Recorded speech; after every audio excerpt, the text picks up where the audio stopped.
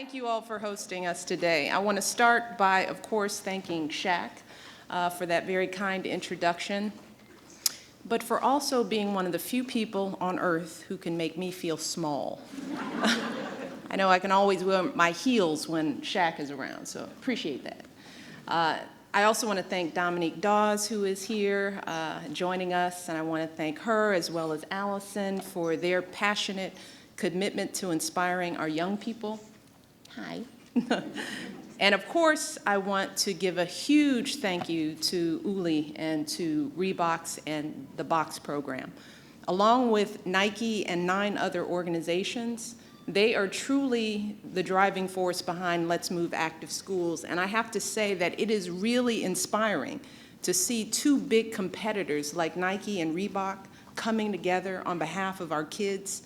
And I truly look forward to seeing more companies join our efforts to get our kids moving. I also want to thank Chancellor Henderson for her leadership in signing up the entire DC Public School District for Let's Move Active Schools. And I hope that every school district in America will follow DC's lead. And finally, I want to thank all of you who have come here today. You all have devoted your lives to educating our children. And as we begin this new school year, I know that as always, you're going to be working hard to engage and inspire your students and prepare them to succeed in school and in life. And that's really why I wanted to be here with you today, because more than anything else, that's what Let's Move is all about. That has been our goal right from the very beginning, to ensure that all of our children grow up healthy and have the bright futures we all know they deserve. Now, back when we first started Let's Move, I have to be honest with you, I had a few doubts about how much we could actually accomplish. The problem of childhood obesity was so complex. The statistics were staggering, and so many people were skeptical about our chances to make a real difference. You know, we were told that people wouldn't change because they're too set in their ways. We were told that companies wouldn't change because selling bad food is good business. We were told that kids wouldn't change because they would never eat healthy food, so why bother? But let me tell you, there were plenty of times with all that drumming around that I had to ask myself, can we really make a difference here? Well, today, just 3.5 years later, we now have an answer to that question. And the answer is yes. Yes, we can. I just look at the numbers. Between 2008 and 2011, for the first time in decades, you hear me? For the first time in decades, obesity rates among low-income preschoolers dropped in 19 states and territories across this country.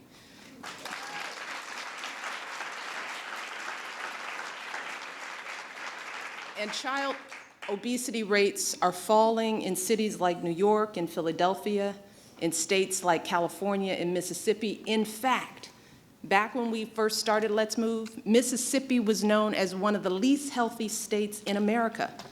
But today, they're reporting a 13% drop in obesity rates in elementary school kids in that state. So the statistics clearly show that with all of the work that people are doing to address this epidemic, we're actually starting to move the needle on this issue. And this isn't just some blip or fluke. And it didn't just happen on its own. It happened because people across this country decided that they wanted something better for our kids. So they started making some changes. They started making changes in their homes, schools, and their businesses and communities. They started making changes in laws and policies, and today we're seeing the results, the kind of results that we could never have imagined when we first started out. For example, turn on the TV, and instead of seeing nothing but ads for greasy fried foods, you'll actually see fast food ads for egg white breakfast sandwiches and chicken wraps bursting with lettuce. Sit down for a meal at Red Lobster or Olive Garden, and you'll find kids' menus filled not just with nuggets and fries and soda, but with veggies and fruits and whole grains and low-fat milk. Stop by your local Walmart, and you'll no longer have to search for healthy options. But you can find aisles packed with affordable fresh produce, with prominently placed products with reduced sugar, fat, and salt. We're seeing changes in our cities as mayors are building grocery stores in underserved neighborhoods, refurbishing playgrounds and bike paths so that kids have safe places to play. We're seeing changes in our armed forces as military leaders have grown tired of dealing with skyrocketing costs associated with training overweight and out-of-shape recruits. So they're starting to serve healthier food on their bases. They're educating their troops about nutrition because they realize that this issue doesn't just affect our health, it affects our national security. And as all of you know, our schools are stepping up too. You all are growing gardens, installing salad bars, replacing fryers with steamers. And parents are leading the way at home, adjusting those portion sizes, reading those food labels, and thinking really hard about the foods they cook and order and buy for their families. And because we as adults have started to act, because we as adults have started to invest our time and energy and resources into solving this problem, our kids are starting to get it too. I can't tell you how many stories we've heard about kids who worked in a garden at their school or church and then ran home and requested vegetables for a snack. Or they saw a cooking demonstration in the cafeteria, and that night they asked their parents to bake their dinner instead of frying it. I even visited a child care center right here in DC where I watched toddlers happily devour a meal of grilled tilapia, mixed salad, green beans, and skim milk. These were kids 2, 3 years old. The center was located in a struggling community right here, but the staff made serving healthy food a top priority. They even employed a local chef. Let me tell you, those kids cleaned their plates. They did it because they were used to getting nutritious food every day. It was all they ever knew. So they were happy and satisfied. And since we've started Let's Move, 10,000 child care centers across America have committed to serving healthier food like this to our youngest children so that they get off to the right start. So make no mistake about it, we are changing the conversation in this country. We are creating a cultural shift in how we live and eat. And our efforts are beginning to have a real impact on our children's lives. But I also want to be very clear that while we're finally beginning to make some progress, we still have a very long way to go before we solve this problem. But right now, we are truly at a pivotal moment. Do you hear me? A tipping point when the message is just starting to break through, when new habits are just beginning to take hold, and we're seeing the very first glimmer of the kind of transformational change that we are capable of making in this country, us. And if we keep pushing forward, we have the potential to transform the health of an entire generation of young people. We can do that. And that's where all of you come in. Because as educators, you all play such a pivotal role in this effort. I mean, our kids spend more than half their waking hours each day with you in your schools. Thank you. And many of them eat 2 meals a day at school, which means they get more than half their daily calories from those meals. And while we as parents are the first and most important role models for our kids, educators are not far behind. And that was certainly true for me back when I was growing up. Let me tell you, I vividly remember the words of some of my earliest teachers as far back as 1st and 2nd grade.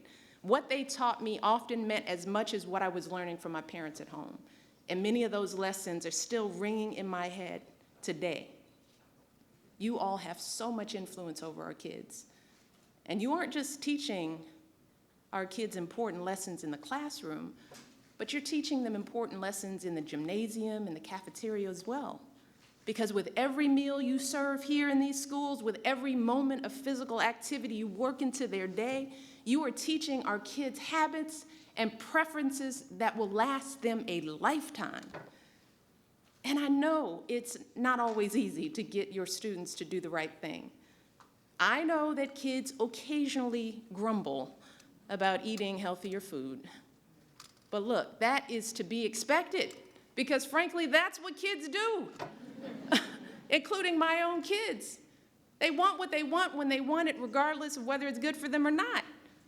And when they don't get what they want, they complain. That's their job. But we have to remember that it's our job as responsible adults in their lives to make the hard decisions to keep them healthy. It's our job to say, no, you cannot have a candy bar for breakfast. And yes, you have to eat some vegetables every day. And no, you can't sit around playing video games all day. Go outside and run. That's our job. That's on us. Hey, kids complain about everything. Many kids complain about having to learn math or science, right? They complain about having to read a book or write a paper on a topic they don't like. But as educators and parents, we don't just give in and say, well, okay, no more homework, no test tomorrow.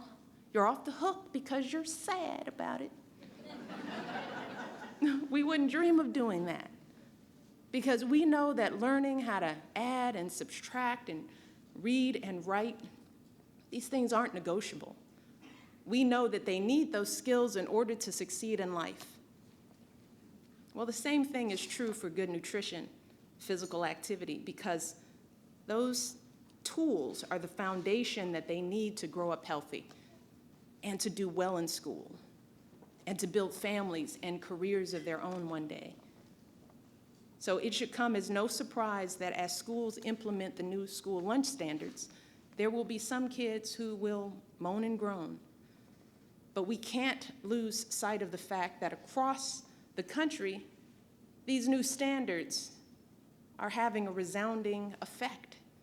We're seeing success, and every day we're hearing that kids are actually enjoying the healthier food in their lunches, not just because it makes them feel good, but because they also taste good.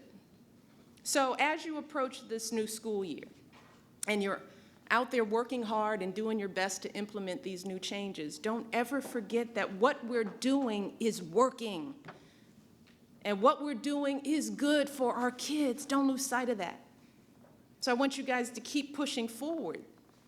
If we do that, then I know that all those kids that you are dealing with will one day thank you for sticking with it and fighting for them. One day when they are happy and healthy and successful, they're going to look back and be grateful that you stood strong for their best interests. That's the kind of difference you all can make. And just imagine what's going to happen when every school across this country is fully engaged and committed to the kinds of changes you all are making here at OR. Think about what it will mean for every child in this country to get nutritious food and physical activity every day. Think about how much healthier they're going to be. Think about how much more energy they're going to have. Think about how much more focus they'll have in the classroom. And this isn't some pie-in-the-sky proposition. We have everything we need right now to get this done. But it's going to take educators and parents and community leaders like all of you leading the way. So we need each of you to do your part. And we need you to embrace this mission with enthusiasm and with confidence. Because make no mistake about it, your level of commitment here will determine how successful we are. If you're not bought in, trust me, your students won't be either. But if you're excited about this process, your kids will be too, because our children follow our lead, and right now they need us to be leaders on this issue. They need us to guide them just as we do in so many other aspects of their life, because all signs show that what we're doing is working, and we're right on the cusp of something big and lasting. So we cannot allow ourselves to get tired or distracted or to feel inconvenienced.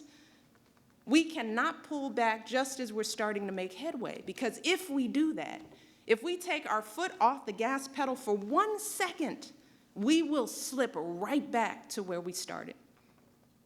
Instead, we need to double down. We need to be energized and inspired on behalf of our kids. We need each of you to go back to your principals and your superintendents, to your teachers and your schools today, and keep pushing them to implement those new lunch standards.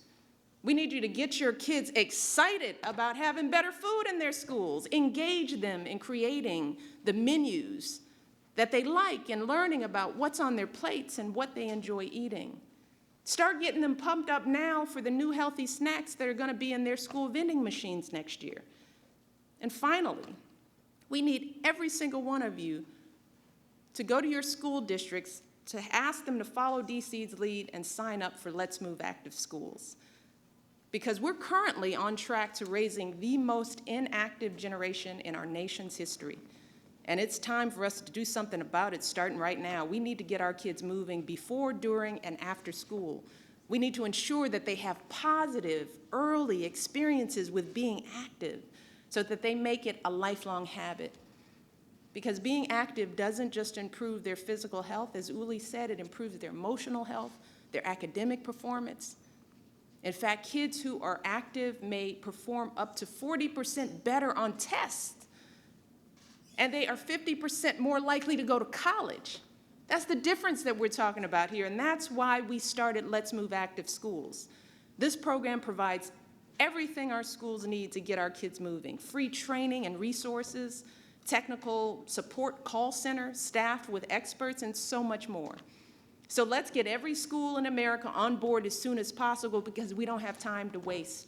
Right now, our generation is facing so many devastating health problems because of how we live and how we eat. Illnesses like diabetes and heart disease and cancer that cause so much suffering and cost our economy billions every day, every year. And today we need to ask ourselves, are we going to hand down these problems to our next generation? Or are we going to do what we've always done in this country and leave something better for our children and our grandchildren? And I think we all know the answer to that question, because in the end, that's who we are as Americans. That's what we do. We work and we struggle and we sacrifice so that our next generation can have opportunities we never dreamed of. And in the end, we are counting on all of you to carry on this proud legacy. And please know that I'm going to be right there with you every step of the way, pushing, prodding, hula hooping, jumping rope. I'm going to do everything in my power to help get this done, because the health of our children is my greatest priority, believe me. And if we keep on coming together and working together, then I am confident that we can give our children futures worthy of their boundless promise. So I want to thank you all again for everything you've done and everything you will continue to do, and congratulations again on all your successes here at Orr Elementary School, and I look forward to working with all of you in the months and years ahead. So now we're going to get busy and have some fun with kids. Thank you all. God bless.